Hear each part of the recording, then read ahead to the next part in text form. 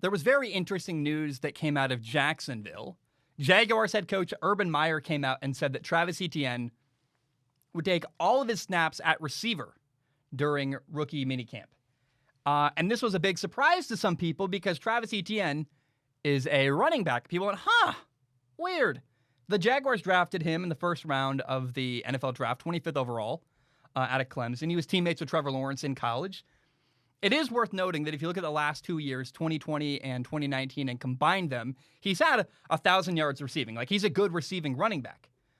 But a lot of people heard the news, like, you're not repping Travis Etienne at running back, and went, what's going on? Like, this is a weird move. And, a lot of people said this too. And this is an interesting one. I read this. People said if they wanted a receiver, they should have drafted one. Like, there were other receivers available in the first round.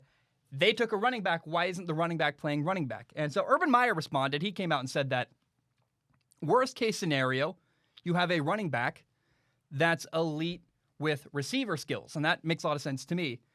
But I got to say, I love the move. I think a lot of people don't understand Urban Meyer, don't understand the scheme, and don't understand the situation in Jacksonville. The Jaguars already have a good running back. They have James Robinson. He had a breakout rookie year last year in 2020. And when they drafted Travis Etienne, I kind of looked at that and went, they don't need a running back. Like, why? Is this the right move? I don't know. Now it makes more sense to me. So if you look, I want to teach people a little bit about Urban Meyer.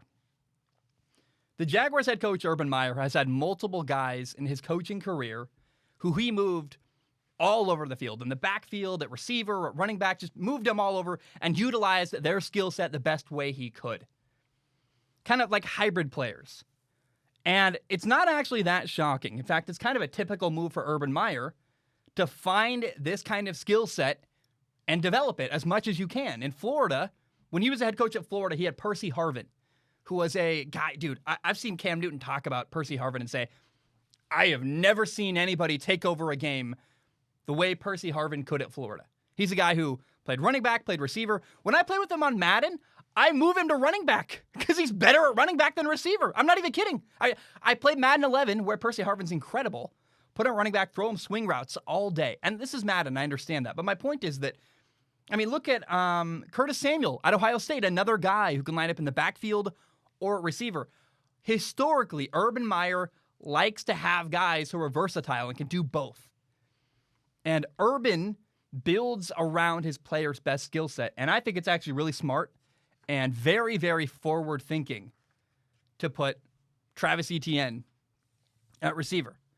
The guy won't only play receiver, by the way. I think a lot of people are a bit confused. There's this narrative that, mistake. Like, what about his running back ability? Travis Etienne is a great running back. And in fact, he's gotten a lot of reps with their quarterback, Trevor Lawrence. So I am skeptical of Urban Meyer. I understand, he's never coached in the NFL. He's been a college coach for years.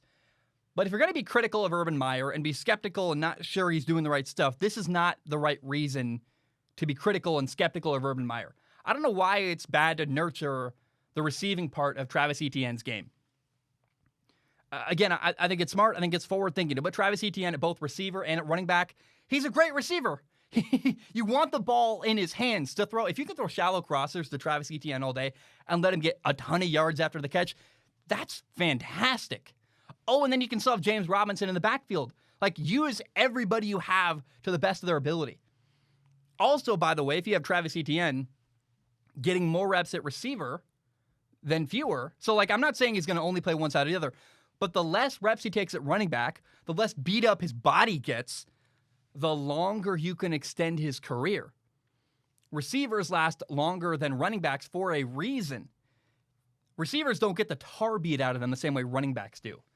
And so for rookie camp, for a guy to not get reps at running back, which I don't think he needs, he's an elite running back, and for him to develop his skills at receiver, that's a great move. And I like that move, and I don't know why. I was kind of surprised when I saw a lot of people like, what are you doing? You should have drafted a receiver. No, he's good at both, and let's develop the other side of his game.